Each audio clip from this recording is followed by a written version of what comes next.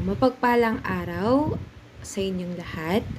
Gusto ko lamang sanang talakayin sa inyo ang mga gawain na ipapasa natin o requirements para sa ikaapat na markahan sa Filipino 10 under sa pagtuturo ni Ma'am Solana at ni Binibining Lea Careza. Okay? Sige. So, ang mangyayari po sa ating ikaapat na markahan, no, magkakaroon tayo ng pangkatang gawain. Ang pangkatang gawain na ito ay sunod-sunod na 7 kabanata kada grupo. So, kung kayo ay group 1, group 2, group 3, so ang group 1, halimbawa, kabanata 3 hanggang kabanata 9. So, yun yung tatalakayin ninyo sa inyong reporting. Tapos, yung group 2 naman, kabanata 10 to 16, group 3, kabanata 17 to 23, group 4, kabanata 24 to 31, group 5, kabanata 32 to 39. Okay? So, yun yung nilalaman ng tatalakayin ng bawat grupo sa kanilang reporting. So, sa pagtatalakay ng kabanata o pagre-report, pwede kayong mag-report ng 3 kabanata o kaya mas mabuti kung makakapaglima kayo ng kabanata sa isang araw ng pagtatalakay sa reporting ninyo. Okay? So, ang start nating reporting ay April 24 or 26. So, ma'am, ano po ba yung daloy ng pag-uulat namin? Okay. So, sa daloy ng pag-uulat, kinakailangan na magsimula kayo sa talasalitaan. So, kung magtatalakay kayo ng talasalitaan, ang gusto namin ay medyo maging interaktibo ang inyong pagtatalakay. So, kung gusto nyo, pwede kayo magpalaro sa talasalitaan. Ang kinakailangan lamang sa talasalitaan, 5 salita bawat kabanata. Okay? So, kung sa araw na iyon, tatalakayin nyo ay 3 kabanata, ang inaasahan kong makita sa talasalitaan ay 15. Okay? Sunod naman sa talasalitaan ay mga tauhan na sangkot sa tatalakayin. So, hindi nyo naman kailangan sabihin ang lahat ng mga tauhan sa buong akda ng El Filibusterismo. Ang tatalakayin nyo lamang ay yung mga babanggiting pangalan sa mga tatalakayin ninyong kabanata sa araw ng reporting. Okay? So, halimbawa, sa kabanata 1, dyan si Simon, sila Doña Victorina. Okay? So, yun ang dapat makikita namin sa tauhan sangkot sa tatalakayin. Pwede kayo magkaroon ng maikliring pagpapaliwanag tungkol sa mga tauhan na iyon. And then, sunod naman ng mga tauhan ay ang buod ng kabanata. So, yung buod ng kabanata, hindi ko gusto na ito ay babasahin lamang. Mas mabuti kung kayo ay gagamit ng mga keywords, no, para medyo mapaikli na rin ang inyong pagbubuod ng kabanata, pero nandun pa rin yung essence, no? Pwede kayo gumamit ng mga concept map, mga graphic organizers, kumbaga yung pagkakasunod-sunod ng mga pangyayari. So, pwede kayong gumamit ng mga ganung bagay. Kung mas mapapadali sa inyo ng pagtatalakay, mas mabuti. And then yung sa pagsusuri naman ng tauhan pagkatapos ng buod ng kabanata, no, pwede kayong kumuha ng 1 o 2 tauhan mula doon sa tinatalakay ninyong kabanata. So, ano ba yung naging kilos niya doon sa kabanata na iyon, na may pagbabago ba sa kanyang pag-uugali? Meron ba siyang kumbaga, meron ba siyang impact mula doon sa daloy ng kabanata na iyon? Okay? And then, sunod naman dito, pwede kayo mag-ugnay ng mga pangyayari doon sa kabanata na iyon sa mga nangyayari dito sa kasalukuyan. Okay? So, halimbawa, si Doña Victorina ang tauhan na inyong sinuri sa akda. So, pwedeng pinakita niya doon ang kakaroon niya ng stereotypical na pag-iisip o sinestereotype niya, no, masama ang tingin niya sa mga Pilipino kumpara sa mga Kastila. So, pwedeng kung iuugnay natin sa kasalukuyan, pwedeng iugnay siya sa kolonyal na mentalidad ng mga Pilipino na porket ang isang tao ay mula sa isang bansa, mas mataas ang tingin niya doon kumpara sa mga tao na nasa kanyang sariling bansa. So, pwede yun na may ugnay sa kasalukuyan. And then, dapat ang pinakamabigyan talaga ng diin sa inyong reporting, no? Ang mahalaga para kay ma'am, dapat matukoy ninyo yung aral na nais ipakita dun sa kabanata na iyon. So, kung mapapansin ninyo, lahat ng kabanata na yan, bawat isa ay may aral. At yung aral na iyon, no, ay dapat dapat makita ni teacher sa araw ng reporting ninyo ng kabanata. Okay? So, dapat mahalagang kaisipan na matututuhan ng bawat isa sa kabanata na iyan. And then, meron tayong rubrics para sa daloy ng pag-uulat. So, angkop na paggamit ng visual aids na naaayon sa paksa at kaaya-aya sa paningin. Ito po ay 15 points. So, ma'am, paano po yung visual aids namin? Ito po ba ay PowerPoint o ito po ba ay Cartolina Manila paper? Kayo po ay bahala. Malaya po kayong gumamit ng PowerPoint at visual aids na Manila paper, Cartolina, kung saan para sa inyo mas matatalakay nyo ng mabuti ang pagbubuod ng mga kabanata. Okay? So, kapag kayo po ay gagamit ng PowerPoint, mas mabuti po na a day before ng reporting ninyo ay ma-send nyo na sa amin ni Ma'am Solano yung gawa ninyong PowerPoint presentation. Para naman pagdating sa araw ng presentasyon ninyo, kung wala man kayong laptop, pwedeng yung laptop namin ang gagamitin. Pero kung meron naman kayong laptop, pwede naman din. Pero mas mabuti na rin kung kami ang makakagamit para naman hindi na kayo magdadala pa ng mabibigat na gamit. Okay? And then, pwede, kung PowerPoint din, mas mabuti na magsabi kayo beforehand kasi heheram pa kami ni ma'am ng TV. Okay? Para sa inyong presentation. Kung kayo gagamit ng visual aids, mas mabuti para sa akin, personal lang naman, mas gugustuhin ko na kayo ay gumamit ng Manila Cartolina para in cases na hindi gumagana yung monitor or nagkakaproblema sa HDMI para ma-maximize natin yung oras na meron kayo. Okay? Sige. Susunod ay yung pagpapaliwanag na malinaw sa paksa. So, yan po ay 15 points din. Inaasahan ko na ang bawat isa ay makakapagsalita.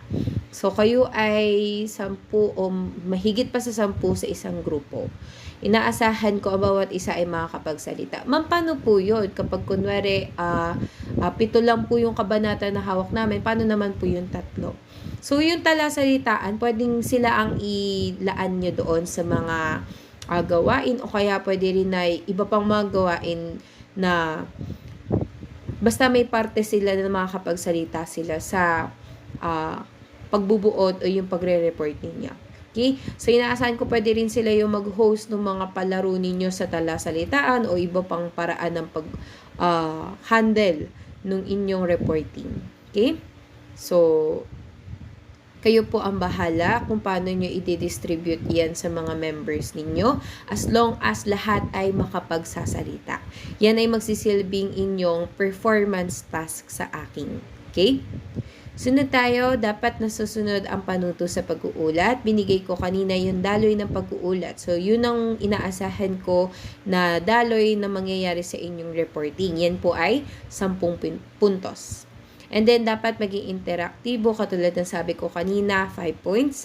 At nakukuha dapat ninyo ang atensyon ng inyong mga kamag-aral. So, 5 points ulit. Kabuuan yan po ay 50 points. Okay? So, individual po, 50 points po talaga yan. Next ay yung journal. So, sa journal natin, na ginagawa nyo na rin naman na ngayon, di ba? So, inaasahan ko na ang bawat isa ay nakapagtatala na ng mga mahalagang kaisipang binabanggit sa kabanata.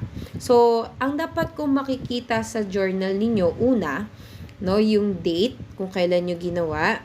Sunod, yung kabanata, kung anong klaseng kabanata ba siya. Anong kabanata 1 ba yan? Kabanata 2, kabanata 3. Sunod ay dapat kong makita yung mga ilalagay ninyo sa journal. Ma'am, ano po ba yung mga ilalagay sa journal? Una, kailangan ibigay ninyo ang mahalagang dialogo ng tauhan na may pagpapaliwanag. Hindi ko tatanggapin kung ito ay dialogo lamang dun sa binasa ninyo, kung ito ay walang pagpapaliwanag. Okay? So, kailangan may pagpapaliwanag kayo, kundi ipapabalik ko yan sa inyo. And then, kung wala man lang, kung walang mahalagang dialogo mula sa tauhan doon, pwedeng ibigay ninyo yung tumatak na o umangat na o nangibabaw. O yan. Nangibabaw na pangyayari mula doon sa kabanata na iyon. Pangalawa, yung aral na inyong makukuha sa kabanata na iyon. At pangatlo, yung pagpapahalaga na nais ituro ni Rizal doon sa nobela, sa kabanata na iyon.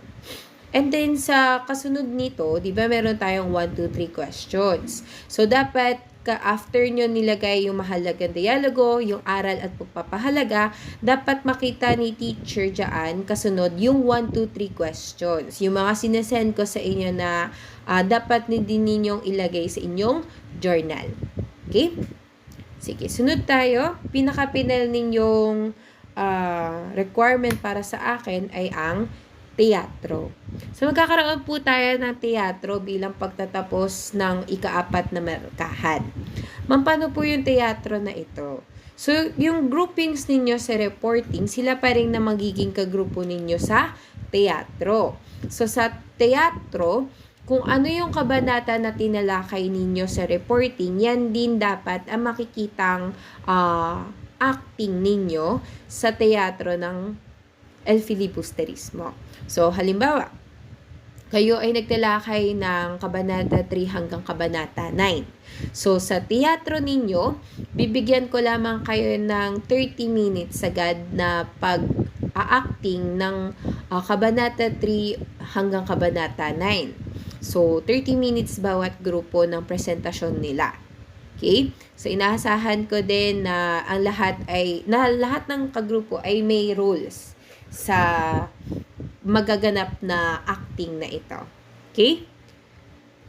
And then, ano naman po yung pamantayan para sa teatro? So, una, pagkamalikhain, yan ay 25 points. Sunod, yung script, 25 points. So, magkakaroon kayo ng script. Props at kasuotan, 25 points din.